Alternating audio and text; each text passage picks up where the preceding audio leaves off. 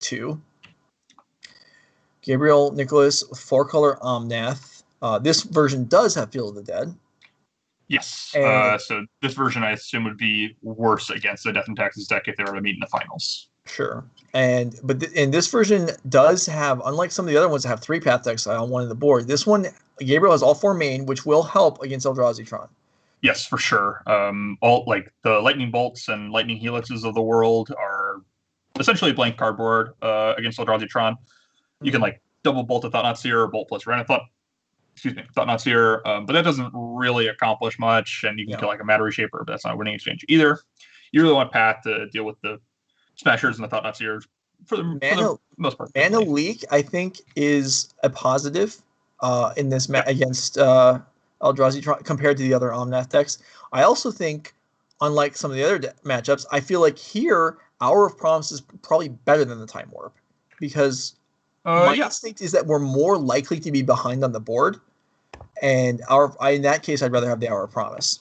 Yeah, Eldrazi Tron is really good at dealing with all the Planeswalkers that the Omnath Warp deck can present, because you just play a Reality Smasher, and you can kill any Planeswalker almost on sight. So if you ever tap out and think you're safe with a Planeswalker, it's just pretty unlikely you're actually going to untap. And then also just like Matter Reshapers and Walking Ballistas and other incidental stuff coming down early, or Karn for Pithing Needle, or any number of things can deal with the Planeswalkers. So I would agree that Hour is better. Yeah, so out of the 2 Omnath decks we looked at, I would rather be playing this one against Eldrazi Tron. But let's go ahead and look at the Eldrazi Tron deck that Gabriel's going to be playing against, Thomas Loraas. And we see here we have both Karn and Ugin. And we have All Is Dust, which that's a card I'm happy to see, as we talked about earlier today, against the 4-color Omnath deck, as it's... Yeah, All Is Dust is all right against them, for sure. Yeah. I do think this matchup's going to be pretty difficult for Thomas, though, just generally speaking. The Omnath decks just have like all the tools to beat your best draws, like a Force of Negation on your map, or like a Cryptic Command on your card or whatever. It's pretty easy for things to get out of hand. His main paths to victory will likely involve just Chalice of the Void, messing up the Path to Exiles game 1, although I expect the Chalices will be sided out. Cavern of Souls, in combination with Chalice of the Void, will make it pretty hard for Gabriel to actually deal with Thomas's creatures. So maybe a turn 2 Chalice of the Void, turn 3 Cavern of Souls, Thought-Knot Seer off a Temple or whatever it would be, and then follow that up with a Smasher. And it's pretty hard for Gabriel to actually come back from that without Path to Exile or counter spells to deal with it. Okay, this hand is pretty good hand in M20 Limited, I guess. Or poker. Yeah, it's a good poker hand. Sporting a full house here. Yeah, we got a full house. But so this is probably getting thrown back. Yeah, looking at the chat, looks like the wrong player's on the play here. Okay, so why don't you go ahead and bring it back to us while they sort this out. So it looks like so what happened there is because the wrong player. Between the two of themselves, the wrong player set up to go first, and so they want to ask the judge because now they've seen their opening hands. So we'll let Nerd Rage Judge Coordinator Max Khan sort that out. I'm sure he's delighted to have to be involved, but these things these things happen. But yeah, Maze Mind Tome. I mean, that's great over a longer game, but I don't. I mean, you're not expecting that hand to be a keep. I don't think. No, I don't think you can keep that hand. You need to do something proactive. If you just sit there and you're like, all right, my every turn from turn 1 and 2, you basically take off. Turn 2, you're playing Maze Mind Tome, which doesn't affect the battlefield at all. And then you might scry. And then turn 3, 4, 5, draw an extra card. And then the following turn, unless you assemble Tron somehow from that hand, you're still just casting 1 spell a turn, which is just like the nightmare scenario against that deck, like we just talked about a bunch last round. You can't do that. Like it's just where they thrive, and it's even more true against this version because they play more Cryptic Commands, which is like the ultimate punish with Sanctuary for doing one thing. Is like you just get blown out, and if you do one thing, Cryptic is lights out. Okay, so it sounds like they're going to repair the match so they can get the right player going first. Again, that does matter. Yeah, obviously, you're the higher seed. You deserve to have the choice, and if they set that Eldrazi Tron player will get to go back to 7. I'm not actually sure who the higher seed was. Let me glance at the Okay. standings here. It's Thomas. Is Thomas. You are right. This hand is okay. I think I would lean towards mulliganing myself, just because you can't settle for like okay hands. If you draw a Thought-Knot Seer, this hand is actually really, really good, because Cavern of Souls for an uncounterable Thought-Knot Seer. Okay, looks like Thomas is going to mulligan also. It is nice to be able. I mean, I was going to say to have your only copy of Cavern of Souls in your hand. Yeah. Sometimes it can be tough to let that go, and yet here it is again on the 6. With this hand is interesting. With turn 4, 5, and 6 uncounterable Reality Smasher, how likely is that to get there? If Gabriel plays an Uro and manages to escape it in any reasonable time frame, you're in some trouble. Or like has a Field of Ruin for the temple you put in play, or the Cavern, or like a Path to Exile, then you got some issues. So I would probably go to 5 here, but I don't think it would be the worst keep. Yeah, I would not go to 5 here. I wouldn't. No. Well, okay. I mean, this hand is. Maybe you're right. I don't know. Okay, if you're keeping 6, are you putting back Dismember or Reality Smasher? For sure, Dismember. Yeah, I guess you could keep us. Yeah, I'm sorry, I forgot about Omnath. You're probably supposed to do this. I would have played the Waste though, because I'd like to slow roll this Cavern until last possible moment we have to play it, because of Field of Ruin, but whatever. Yeah. Not a huge deal. If we draw a Tron piece or whatever, we might want to do something with that. Okay, so we'll play the Tron piece. And now I assume we will see Map Crack to get Temple, in case we draw Thought-Knots here. But you could wait and give yourself. I think you can wait. I think you can just not search at all right here. I think that would be reasonable. But we are going to get Temple in case we draw Thought-Knots here. We drew Temple. Kind of awkward, but there's no way we can keep both Temples for him. Doesn't really change a whole lot. This is what we were planning on doing at the turn anyway. Yeah, I mean, this is sort of what you sign up for with this hand. Is I'm going to play some Smashers on turn 4 and probably nothing on the first 3 turns. Yeah. And the one thing a turn being bad rule is kind of out the window when you have a Cavern of Souls, right?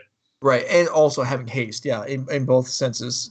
Yes. It's like if Gabriel played a Planeswalker here, like Jace the Mind Sculptor, it would be amazing for Thomas. Like, he would love to play a Reality Smasher and just kill the Jace. And, Gabriel is definitely thinking about Reality Smasher. He's thinking, what did my opponent keep? He kept a 6-card hand. Like, he didn't do anything on the first 3 turns. What could happen? Karn and Reality Smasher are his plays next turn. And it's going to be one of those two almost for sure. Mm-hmm. Well, given the number of counters in Gabriel's deck, he's really going to be rooting for the Karn. Yeah, for sure. But, yeah, if you have like Mana Leak and Omnath here, you probably have to play the Omnath because of the presence of the Cavern of Souls on the board, which is like you were saying, there's real benefit to trying to conceal that and play the Wastes instead. Yeah, I mean, the knowledge is valuable, and if Gabriel had his one copy of Field of Ruin into like a Mana Leak or whatever, it's kind of a disaster. Yeah, that's true. Yeah, because even if you draw, you can't really draw running Tron pieces if you're going to play it like that, right? Because if you're just going to crack it as soon as you draw one Tron piece, then you're not even giving yourself the out to like have Tron on turn 4, and with the Cavern rather than the Waste, right? This is a good sequence for Thomas, though. We got to Dismember an Omnath at a kind of a mana advantage. We didn't do anything with our other mana, so it's not like we got to really get a huge advantage there. But we are now ahead on board and have another. Yeah, we also have. I mean, obviously Gabriel has stuff to do, but we are presenting lethal damage this turn, which is yeah. I mean, assuming Gabriel has all counter spells or that aren't Cryptic Command and like nothing. So there's a Field of Dead. So no Hour of Promise this turn to try to stabilize, but I would expect Cryptic tap draw. It's Path. Okay, it could be Cryptic. It could be Path. Bolt won't do anything. I like going for the Smasher here and just forcing Gabriel to tap draw. I think this is the play. Can't really see a great justification for playing the Thought-Knot Seer post-combat or something. Make him have 2 paths. Path. Okay. And we're going to see Thomas get rewarded for playing 3 copies of Wastes instead of like another utility land like a Tectonic Edge or something, because he's drawn 2 of them. So if Gabriel has another Path to Exile here, then Thomas is down to just 1 Thought-Knot Seer. But if this Reality Smasher connects, then we're doing pretty good, I think, unless All right. Yeah, it's through. Okay. So if Gabriel can get Field of the Dead online, maybe with Hour of Promise, then that would be really good for him. that is very true. What do we got? Field of okay. Yeah, so we have 6 unique land names, so we can actually Hour for another field here and like a fetch. And then that'll make 4 zombies. And then we get to fetch a Sanctuary and put Hour of Promise on top next turn and make more zombies. So I would expect Thomas needs to top deck something here, basically. So short of Force Negation. Yeah, all his dust seems like the winner. Yeah, assuming no Force Negation is present. Because that would just lock it up, I think. Mm-hmm. Another Smasher is live, but not great. Ghost Quarter deals the Field of the Dead, I guess. Or the well, it doesn't really deal with it. I mean, there's more. I'm not sure. Yeah, this is a really, really rough spot for Thomas. This is tough. This is very resilient. Mana Leak, Force, Bolt. I assume you just take the Force of Negation so you could like draw Karn and set up a bridge line. I mean, yeah, Force of Negation seems like the card to take. I mean, it's gonna Mana Leak and Force are basically the same. Except one is better. So you can like play through the Mana Leak, right? Yeah. You actually get some agency there. Yeah. And your creatures don't like. I think basically every creature is invalidated by the 2 field of it that's on the battlefield. One of them's going away, but I mean, your mana reshapers that like Force Nation is just a hard counter. It being 3 mana versus 2 mana isn't a huge deal at this point in the game. It's good to Ghost Quarter main phase. Otherwise, Gabriel could potentially fetch in response. Or Field of Ruin in response. Yeah, I mean, there's all kinds of ways to get. Oh, this is. So we're going to Sanctuary this Hour of Promise here, I assume, and then draw it, and then Maybe. I mean, I could see an argument for not doing it because you already have your defense locked up, and you want to draw other stuff. But yeah, I mean, so I guess drawing. I mean, this is effect. Oh no! What we picked up the path, didn't we? Yeah, interesting. Okay. Yeah, because the Hour of Promise gets you 2 lands and 2 zombies, but I don't know that this gets you a card. And that's so this is better than not sanctuaring anything, I think, as long as you don't think you'll need the 3rd sanctuary for a while. So this deck actually only has 2 sanctuaries, unlike the other 3. Okay. Interesting. So yeah, this does seem better because you just end up with that card that you would have drawn anyway, but also the Thought-Seer's gone. And notably, Thomas didn't search here, or he did search but didn't find it. He turned another path. That's really good. So Gabriel should pretty much be able to pin down that his last card is a waste, although maybe Thomas is just trying to psych him out or something. That seems pretty unlikely. Because they do have decks available. So he's probably like, your last card is probably waste. And now Thomas is not going to search again, so Gabriel will for sure know that there's a...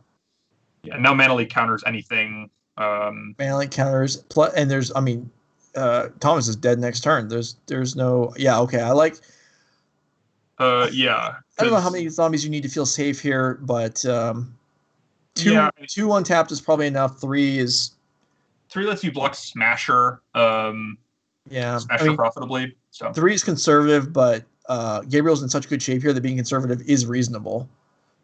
Yeah, I mean, the thing is, if he knows that Thomas's last card is a waste, which he probably should know, then what he can do is he can block with 1 and have lethal in play, but also it just doesn't really matter. Because I mean, he had lethal in play in any real scenario. So Thomas mulligans game 1, ends up with a powerful but slow hand, and the barrage of Path to Exiles were just too much to overcome. Yeah, there's not too much sideboarding to be done here because a lot of the cards in Thomas's sideboard are for Karn the Great Creator. Yeah. All his dust went out. Yeah, I think that's pretty reasonable. I don't hate just trying to approach the matchup just like as the proactive deck, right? Like you're the beatdown, quote unquote, right? Like you're the one who's trying to actually put the onus on Gabriel to do something. And so if you sit back and like the games where all his dust is good, you're probably losing unless it's like specifically Gabriel has stabilized with Field of the Dead to block all of your creatures and like has some planeswalkers in play, and then also doesn't have Force of Negation. So like he's sort of being a specific world for all his dust to be good, I think. Yeah. So if we have a moment and we want to bring up Gabriel's sideboard, we've seen it before previously though. So if we don't, it's okay. All right, there it is. Yeah, I expect the Field of Ruin and the Cleansing Wildfires to come in, and then probably the Condemn too. Not much else here really stands out to me. Maybe Timely or Verdict, but Verdict isn't great. Verdict seem. I mean, I depends how much room we have to board out. But yeah, I mean, again, anything that kills stuff is fine with me. I suppose the planeswalkers become a bigger threat because they're harder to deal with than the creatures. Yeah. At this point, The Crown of the Great Creators of the world are what you're really worried about, but you do have Force to sort of cover those. Yeah. Okay, so let's get it going. This is game 2 of our semifinal here. We've been playing Modern all day. Thanks for being with us. We've got the rest of this match and our final still to come. And we have an okay hand. Yeah, it's not phenomenal unless Thomas were to draw Urza's Tower or maybe Expedition Map to find it. I would expect Thomas to probably keep this. It's kind of on the margins. It just depends on how bad he thinks the matchup is. If he thinks the matchup's really bad, he should look for a hand that's like super high roll, right? Like turn 3 Karn or Tron into Thought-Knot Seer plus Reshaper or whatever, then follow up with a Smasher or something like that. If he thinks that the matchup is okay and like his normal cards can actually just hang with Gabriel, then he should keep it. And yeah. I assume that means that Thomas thinks that his normal cards can just hang and play a fair game with Gabriel, especially on the play. So, yeah, I like this too. I mean, if the Eldrazi Tron can't just mulligan for, Tron like. Yeah, you don't have the scryings and the stirrings and stuff. I mean, you used to be able to kind of with once, but you don't have once anymore. So, being able to scry twice before your next draw step, I mean, that's something, definitely. To try and look for a tower, for sure. Potentially. And if we do just high roll the tower, then the game is probably over because we get to use this Maze Mind Tome a bunch and force him to counter the Karn and do a bunch of stuff like that. So if we were to find tower, then Thomas would obviously be in phenomenal shape. Shocking for Mana Leak or Growth Spiral here, I assume. Possibly Renan's. Oh, no, that's Holotone. Just kidding. So what are we keeping that's not a tower here? We're probably keeping Thought-Knot. Ooh, that's the wrong one. Ooh, we got a second mind. We don't have it anyway. But Thomas is excited. It looks like. Okay. I don't think you can keep the temple. I don't think you're in the business of land 5, and it doesn't really accelerate you or anything. Okay. I mean, that's good. I mean, we have Tron on turn 4 now through a Cleansing Wildfire, despite not having Tron at all on our opening hand. But now this is more like green Tron. Yeah, and get one up and still have Tron. Maze Mind Tome is kind of like Sylvan Scrying, if you think about it. Kind of. Nearly identical. Nearly identical, yeah. All right, so this will give us, let's see. So we'll get to actual Tron, and then we can play a threat and draw a card for the next 2 turns. Yeah, okay. Yeah, I mean, now we're doing pretty good. Map Reshaper, I don't know if that's really a threat, but Karn certainly is. Yes, Karn needs to be countered. I actually expect that Gabriel does not have a Force of Negation in his hand. Otherwise, I mean... Wait, let's look at the game log. Yeah, so actually I think Thomas may have made a slight misstep playing the Mind Before the map, because that would tell Thomas that that would tell Gabriel that he needs to force the map. Sure. But, he doesn't have it, so we have to make that read now, I guess, which is something.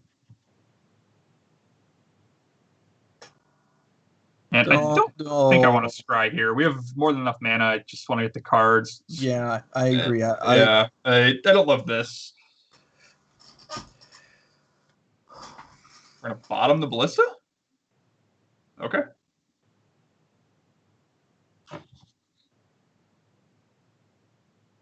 All right, so Karn gets through Mana Leak, and Cryptic Command's online, so it's Force of Negation or it's in. Okay, it's in. All right. So minusing here would expose us to a burn spell, but we could get a high value target like Sundering Titan that also needs to be counterspelled, and it's pretty unlikely that that Gabriel actually has a counterspell. Okay, if we're just going for coding here, yeah, I mean that exposes us to Bolt pretty bad, and that's one of the few cards that could reasonably be in Gabriel's hand, right? Like he doesn't have a Force of Negation or Archmage's Charm; those would have been used. Cleansing Wildfire doesn't have, so I would be reasonably confident that there's a Bolt hanging out somewhere. Okay, so we do get to cash in this Mana Leak, so that's something, I suppose. But, maybe Gabriel boarded out some number of bolts. Maybe he doesn't have that many in the first So there's place. only one bolt in the main deck. Oh, okay. So And that's reasonable then, yeah. yeah. That's totally fine. But so the counters, the counters in this deck are Cryptic, Mana Leak, and Force. Okay. So Cryptic is the only one that's online this turn that wasn't online last turn. Yes. This local mana coding landing would be pretty good. Yeah, that's going to be solid for sure. Make sure that Gabriel never really gets to Hour of Promise mana or make it difficult for him to escape Uro or whatever. Mm-hmm. And then we're drawing extra cards with this Maze-Mind Tome. I'm really surprised we bottomed that Ballista. So am I. Oh, okay. Okay, I'm surprised. The Ballista, I can go either way on. But it is nice now that we have Tron, to have that. But the Scry really surprised me, and we did end up with extra mana that turn. Yeah, the way things played out exactly wouldn't have been able to draw a card here. We have 1 mana left over, but the Scry is, I don't know, the Scry is pretty marginal, and drawing a card is a decent amount better. Okay, so we can shut off Tron here. We actually searched for power plant, so Gabriel's probably going to blow up the power plant. Okay, or we're going to blow up the tower, whatever. But we had the second power plant, so that worked out really well for him, even though if I think it was a small misstep because we searched for the power plant, and we just had the tower. But Okay, so there's the third waste again. Boy, the deck really does go through. Well, I guess you're playing against Field of Ruin and Pat. That's what's going to happen. Yeah, it's coming up. And the Wildfire, too. And we have Teferi. Okay. Interesting. Maybe bounce the Maze-Mind Tome. Maybe plus bounce the Maze-Mind Tome. Maze-Mind Tome. Why would you? Whoa! What? Well, if you want to get a card out of it before a Smasher comes down, which is apparently what Thomas drew, then it makes sense, right? Because that's better than doing nothing. Although, is it better than doing nothing? Because now I don't know. Well, there are 3 counters on it. So what do you do here? So Thomas can kill the Triome and play the Tome, or play the Smasher. I would personally be tempted to resolve the Smasher. It's just an expensive spell that you don't really get too many opportunities to resolve those. But this liquid metal coating is really, really high value, so I can't really blame Thomas for this. I agree with Thomas. I would have done what he did. I would have killed the Triome because it's the only source of red at the moment. Yeah. Which could matter. Yeah. I think that's totally reasonable play. And yeah, I do. I mean, there are still some pretty nasty things that can happen from Gabriel's deck here, but I do prefer this. Yeah, I think this is a completely reasonable line. Definitely can't blame anybody for making that play. And bouncing I don't really get bouncing the Tome, because we have just. I mean, the Tome was going to be able to draw 1 card or 2. Can't remember how many cards I had on it, but now it can draw 4. Yeah, and that is a big deal. Very shocking. Did we find a lightning bolt? Found a Wren? Found an Omnath. Okay. And that will allow Gabriel to provide some pressure on this Karn.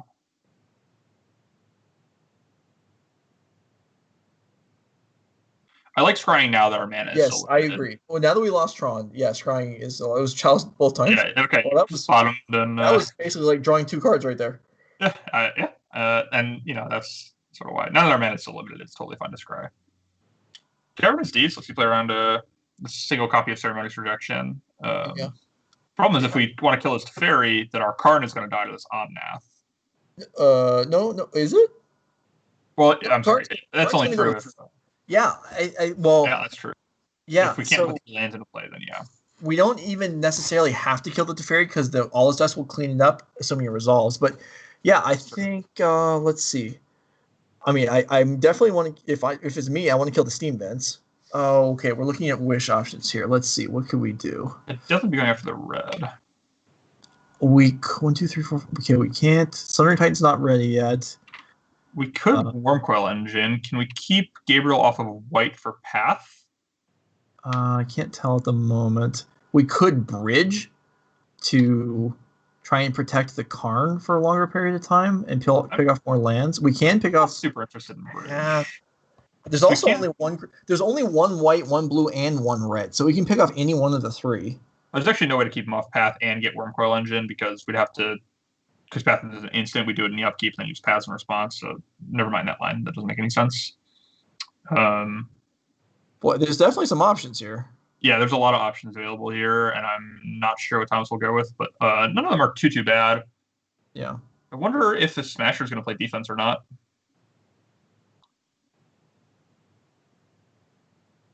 I would expect it to, I think. I don't think this Teferi does a ton, and like you said, it's going to die to the well, that was my first thought, but the All Dust, we don't know that that's going to resolve.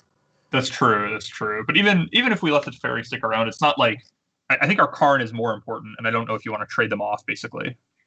Although you may not be trading them off because maybe Gabriel can't actually deal the last point.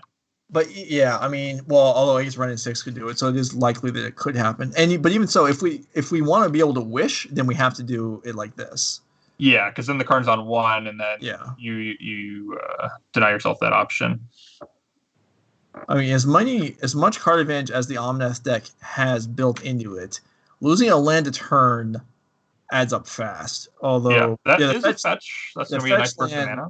Yeah, the fetch land turns on everything. Because now all of a sudden there's 9 mana available, and Omnath is anything. Very silly card. If we have like an Uro, then that'll trigger Omnath's ability, and then if we can somehow deal with this Reality Smasher, then we do get to take care of the Karn as well as taking care of the Smasher, and then we all dust the Teferi and the Omnath away, and then it's the remaining whatever Gabriel has as leftovers versus this Maze Mind Tome. Yeah, the more I think about it, the more I would have preferred just bouncing nothing with that Teferi. I think you were right on that.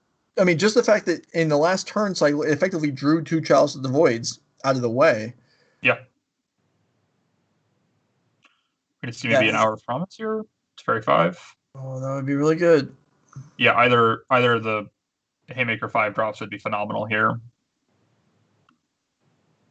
Although, I guess there's only 4 different land types in play right now. So Field of the Dead is not actually going to hit if it's picked up on the Hour. Is that right? Oh, that's a snow-covered island. I take it back. Yeah, we have a snow-covered island. Yeah, we have a very cool interaction of snow-covered basics not being basics. Yeah.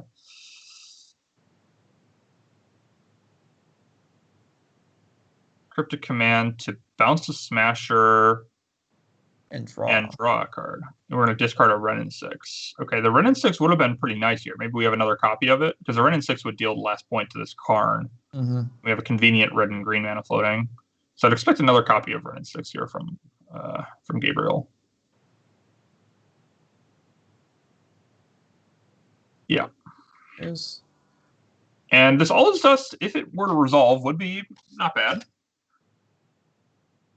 You can sort of see how this game is going to get out of hand very quickly if Gabriel had ever really drawn an Uro, right? Like, if Uro was just in the mix for any of this, then we've got huge problems. Although I suppose we could have Karn for Grafdigger's Cage or Tormod's Crypt or whatever, so. I think we know we're doing this turn. I think I would like to not scry this time. I agree. I would want to get some more information because, I can't imagine. Although I suppose one upside is if you hit Tower, you have to play through Soft Permission like Mana Leak. But that would basically involve the top part of your library being something you want to put to the bottom, and then the next one down being exactly Tower. So that seems reasonably unlikely to me. Yeah. So we can play Smasher and kill our choice of Planeswalkers here, and draw a card off the tome, and we know that'll resolve because of the Cavern, or we just go for it all with All Is Dust. Yeah, I think would be my choice. We had to read that Gabriel didn't have Force Negation several turns ago, and he's drawn a lot of cards since then, between Cryptic Command drawing a card, Teferi drawing a card, etc., etc. Yeah. So I don't think that read is very good. I think Smasher killing one thing is pretty reasonable here. I think the thing I would kill is Teferi. Although this Ren picking up Field of Ruin is not nothing. Okay, we made our Stomping Ground artifact. Nice. I don't know how we did that. No, we did it so that Force of Negation couldn't be hardcast. Well, you can use it. Oh, you're right. The turn's dead, so that actually didn't do anything. You're right. Yeah, I don't really understand that. Maybe you're just trying to psych out your opponent, whatever. Okay, that's fine. I have no objection to that. It worked on me. No, yeah, a J tier would be pretty bad actually, unless you can back it up with a Path Exile because it just gets smashed. But it's not even that bad. You still get a Brainstorm out of it, which is tapping white. Okay. So not Chase, leave up Path. Another Omnath. Okay.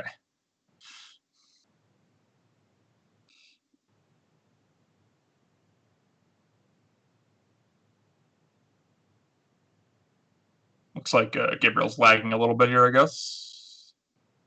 Well, that's what happens when you're playing 4 colors and have 27 things happening at once. Omnath. Do we... I kind of like instinctually think, Gabriel has probably has some lands because he's missed a bunch of land drops, but that's not true. He's just had several blown up. Yeah. He's had 3+ matches going, or 3+ lands destroyed, I think. Yeah, I'm not sure how many it was. It was at least 2. Yeah. Well, we have the Omnath here. He's also drawing. I mean, these decks have a lot of lands, and there is another fetch land, so access to 6 mana. So basically, you can play anything in the deck.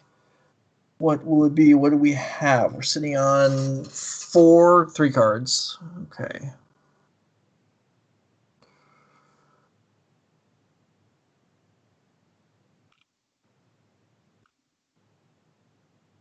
Certainly things seem to be headed in Gabriel's favor. As we're well past. I mean, the Eldrazi Tron primo turns is probably like 3 through 6, and we're past that now. Yeah, we're sort of reaching the stage of the game where the Omnath cards can kind of take over. I don't know what's happening. Appears there's some lag on Gabriel's end.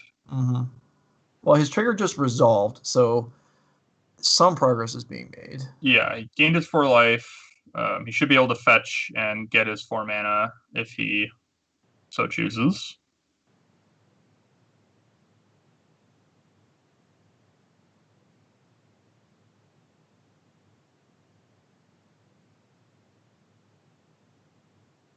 Yeah. Yeah, apparently Gabriel might be restarting Magic Online. Yeah, looks like he's trying to stick it out for the moment and see if we can get anywhere.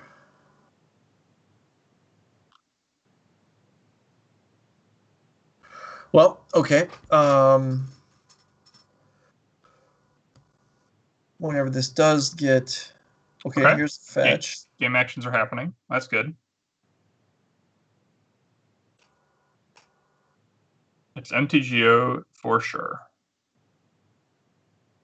It could be the wind. I mean, that's what knocked out the Nerd Rage stream at the end of round 1. Sure, yeah. I mean, I don't know where Gabriel's from, but maybe neither do I. But Chicagoland, then I mean, wind could happen anywhere. It's true. It's like that kind of weather that is, November. Does not care where you live. It can be windy. It's possible. It's true. All right. So, okay. I guess we can take a break from trying to keep up with the action as things have slowed to a crawl here. Yeah.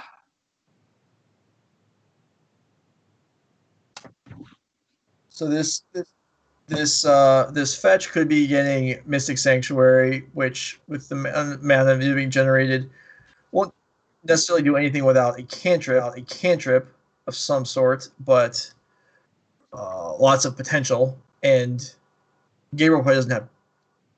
Gabriel is certainly not just sitting on a bunch of lands, as he did miss a land drop somewhere along the way, I think. Yeah. And the Eldrazi Tron deck really just, Reality Smasher and card draw on the table on the Mazemind Tome still feels like it doesn't have much going on. Yeah, that's sort of what happens when you are playing only colorless cards. You do end up with some amount of underpowered things like Mazemind Tome, right? Like your card advantage engine is. I mean, Mazemind Tome is like. And it is not a good Magic card, man. It matters. I know. I was surprised to see today it was in both of the different Tron decks, the Green Tron and the Eldrazi Tron. I mean, it fits in the curve, I guess. Ooh, Mazemind Tome in Green Tron. Yeah, it had a couple. Ooh, and that is wild to me. Haven't seen that before. No, I was surprised. I saw it on Magic Online this week also. Wow. Okay. it felt like, and actually the list that Caroline submitted if she would be playing in this event had Maze Mind Tome.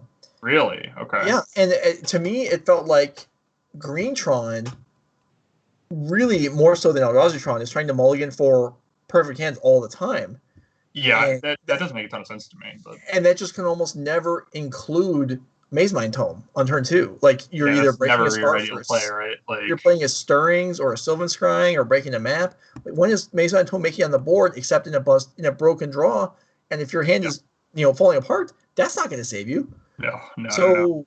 I thought that was surprising. This was also in no great creator lists, so they had Ooh, more space to fill. But I don't know. I wasn't. Yeah, that honestly, that kind of feels like a thing to me that like it's just like one person does it and they 5-0 league, and then another person does it and they 5-0 league, and this person 4-1's a prelim, and this person top 16 is a challenge, and then it just starts this chain, right? And it's just like, oh yeah, Maze Mind Tome and Green Tron, that's stock. It's like, what? Yeah, What? yeah. That that's funny. But that probably happens a lot though. Yeah, years and years ago. This is over 10 years ago, certainly. I won a PTQ with a deck, and I had there's a land at the time. It was a green legendary land. I think it was called Okina something or other, and it was like a green, kind of like it's just these cycles of legendary lands. It did something. I can't remember what it did. Just a counter on the green creatures that enter the battlefield this turn. I have no idea. Yeah, that might be Orange. Someone I knew saw the deck list got posted, but the deck list was misposted, and instead of Okina, they wrote Okibo, which was a black creature. And this person had a lot of faith in me, and at the next PTQ registered my deck with an uncastable black creature in it because there's probably a reason for it. I was like, that's no, awesome. This is not. Awesome. This is not. This was just a train wreck of a miscommunication. But congratulations. But yeah, needless to say, we weren't all that great of players back then. But still, like these, more realistic things like that can happen. Yeah. As we're waiting for the match or the internet or the whatever to progress and get figured out. All right, so that's a ridiculous thing that happened in my Magic past. Will, what's some ridiculous thing that happened in your Magic past that you want to share with us? Man. Well, Eustigio, we're on air. So the scope of ridiculous things that I should talk about is a little limited. But let's see. What can I think about? That's ridiculous. All right, I'll go another one, and then you can try. Give yourself one to think of one. I was playing in a Grand Prix. I believe it was round 4 once. This is probably like 6 years ago. I played in a Grand Prix against a gentleman, a middle-aged gentleman, who didn't speak a lot of English, and we're on around, let's say, turn 5 of the game, and my opponent untaps and draws a card off of the wrong deck, and has the card in his hand. I'm going to say about 2 seconds went by, and I kind of was just like, that's. Oh my god! That's my. The guy looks at me. I'm like, it looks. He's like, oh, and then so we call a judge over. The judge is like, yeah, my opponent drew an extra card off of the wrong deck, and the judge already like, mentally processing, looking at extra cards or whatever, and then what? And so I actually had no idea what the penalty was going to be.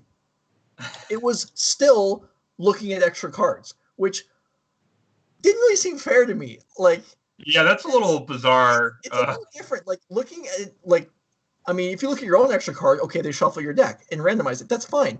Looking at my extra card, that actually could convey information. Right now, you know that like you played this card in your deck. Otherwise, or like if you scry to the top, like, oh, he needs this land. Okay, noted. But what really blows me away looking back on this is that I'm the one that pointed it out, and we weren't even playing the same colored sleeves. So that's like mind blowing to me, man. Right, like, just like there's like multiple steps. And how are you the one who points it out? Like, how is he like, oh crap? Like, how do you like sit there like, okay, Yeah, Like, I just assumed I was playing Force of Will in my burn deck. Yeah, I don't know. I don't remember what the cards were, but like multiple things happened within the span of about 4 seconds that didn't make any sense whatsoever. that's All right, so Gabriel's still working okay. on setting things up again. Will, all right, you ready? Yeah. I mean, that's two for Yeah. me. All right. All right. I got a good one. Okay. This was earlier this year, pre-COVID. I was playing at a Star City tournament, or maybe I think it was a classic. I think the day one tournament didn't go well for me. Uh, and I'm playing Eldrazi Tron, which Thomas is playing. And Oko is legal for this tournament, and so my brain is very large, registering not Oko at an Oko tournament. Huge brain. And my opponent is playing like rug stuff, like just like Oko and Cryptic Command. They like Gilded Goose and like Lightning Bolts and Snapcaster Mages and Renin 6, and just like teamer cards basically. And my opponent Blood Moon me in a sideboard game, which I was not expecting like at all. It wasn't on my radar at all because they showed me a bunch of non-basics game one. I just didn't even think about Blood Moon. So I had never searched for my wastes or anything, and I didn't have Tron online. And that hampers my development significantly. I can't really do anything until like turn 6. I even have like Reality Smashers and stuff stuck in my hand because I only have non-basics and I don't have colorless mana. Yeah. And my opponent basically just has free reign during this whole time to do whatever they want, including ultimating a Renin 6, which is pretty good when you have also Ceremonious Rejectioned one of my spells and have like 3 islands in play. So at this point, I just assume I'm dead. But my opponent has like 3 cards in hand, and I'm like, all right, well maybe it's like a Bolt, a Snapcaster Mage, and like some uncastable spell or whatever. Maybe that need double green for it or whatever. So I just start casting stuff, and I cast a Reality Smasher. And my opponent like thinks, and he's like, okay, that results. I'm like, okay, attack, and then he goes to 15 or whatever. I'm like, okay, and then he passes back to me, doing nothing. I'm like, okay, guess I'll cast another one. And he's like, yeah, that's pretty good. And I just attack for 10. And he's like, yeah, I'm at 2 or whatever. I'm like, okay, go. He untaps and he just shows me his hand of like 5 lands. He's like, yeah, man, nothing I can do. I'm like, good games, man. He just has this Renin 6 emblem in play. Could have been retracing a Ceremonious Rejection like the whole time, and he's just like off it. Yeah, well, you got away with one there. That's funny. Yeah, that was definitely thought I was dead. Definitely thought. I mean, you're flooded out. What can you do? Yeah, I mean, whatever. Okay, I normally use a face down like token or whatever for the Ren emblem, and then I guess just sort of mentally shortcutted it to being trash. Because normally those are just trash. It's just kind of the most important thing. Sounds like the match was decided by lost connection. We'll see. Max is working with the players to figure out exactly what's going on. While we're waiting on that, I guess I will, as the host, I will now top Will's story of someone forgetting about having some sort of marker or emblem to remind yourself of something that's going on in the game. Now, I've told this before, so I don't know if I've told it on the air before, so some of you might have heard this if you're regular listeners of Nerd Rage. But my favorite story of using some sort of marker to represent a game state function was in a PTQ a long while back during when packs were legal, the pact cycle, and a match I was watching, a player cast Pact of Negation and was adamant about not losing, because this was, people were losing. You have to appreciate the environment. People were losing to forgetting their packs all over the room. This is just what happened. We're competitive but bad players, and this just happens. So the player takes off a shoe, puts it on top of his deck to make sure that he will not forget his pact trigger. Says go. Other player untaps. People are kind of giggling about this. Okay, whatever. Player, all right. I mean, the game is still being played. A judge walks up, asks what is going on and why is there a shoe on the table? And the player's like, this is my pact trigger. And the judge is like, I don't think so. Get the shoe off the table. The player says, fine, puts his shoe back on. Opponent says, go. Player untaps, forgets the pack trigger, and dies. That's just incredible. Dude, you took your shoe on. How do you forget? That forever. I mean, it was like, this is my trigger. The judge is like, no, this is not realistic. Get this out of here. You're not. Put a dice or something, man. Come on. Turn the top card sideways or whatever. And then, bam, loses. I'll remember that for the rest of my life. That is, honestly, it's impressive. Yeah, honestly, it's impressive. I mean, it's too stupid to have actually happened. I couldn't make that up if I wanted to. Yeah, that's like so bizarre. Like, okay, so updating you guys on what's going on. It's because the player whose connection blew up was up a game. It looks like the players are going to try and that player's going to take a game loss, and then the players are going to try and play out game 3, which seems like a reasonable solution. Seems fair. If they can get the internet connection straightened up. Somehow we're having communication. Max is in communication with the players, so I don't know how that might be happening on a different medium than Magic Online, which is how they're able to do that. Magic Online's still blown up. In the meantime, Will, what's let's see. So you've been playing in the PTQs online. Yeah. You had a somewhat close finish recently. You lost playing for top 8 recently, right? This week or last week? No, I was like, I made an okay run. I was like 5-1, and then I lost a tight one to Bug Wreck in round 7, and then like won the last round to 6-2 or whatever. Okay. So this is in Pioneer or Modern? This is in Pioneer. I was just playing Red, White, Burn. Okay. So if you had your choice, if you had a tournament, and if anyone in chat wants to chime in with their opinion here too, that's fine. If you had your choice of, you had some tournament to play in next weekend the results mattered to you, and you could choose the format of the event, what would you want it to be? Pioneer, for sure. I'm really liking Red, White, Burn. I think that you can at least tune it to beat almost anything. The Sultai matchup is not great, but that deck isn't super popular, although Logan Nettles is, I think, he's in the finals of the mocks with it, and they're in match 3, game 1 of the finals. So he's pretty far behind. So maybe it's going to get more popular. I don't know. But Uro is actually pretty beatable now with like Roiling Vortex and stuff. Roiling Vortex is like an incredible card. Like the biggest issue with that deck was obviously people would just play Uro and gain life, but Roiling Vortex is just like permanent Skullcrack, and if they don't have Uro, it's also really good. It's also just like sometimes people will just like play Fire's Invention and then play something for free and like take 5 or whatever, like and just forget about the extra trigger. Sure. And I think the deck is just one of the most abstractly powerful things to be doing. So like even if you're playing against a bad matchup, if they just stumble and die, you can just kill them on turn 4. Mm-hmm. Yeah. So it looks like a few people in chat chimed in and they agreed with you. They a couple people also said they would choose Pioneer. Yeah. I think the format's really good. It's gotten some hate over its lifetime. It was obviously really cool when it sort of started out, and then sort of the hive mind, if you will, sort of dismissed it as a combo format, whatever that means. When Mono White and Inverter and Lotus Breach were 3 of the best decks. And then they banned those cards and also Kethis of the Hidden Hand. And now there aren't really many combos, although Lotus Field still has managed to exist. So I know you're a fan of that deck, I'm sure. I am. I liked it. I did well with it in the Regional Pro Tour, and so I enjoyed. I know a lot of people hated on it, but I enjoyed playing. Yeah.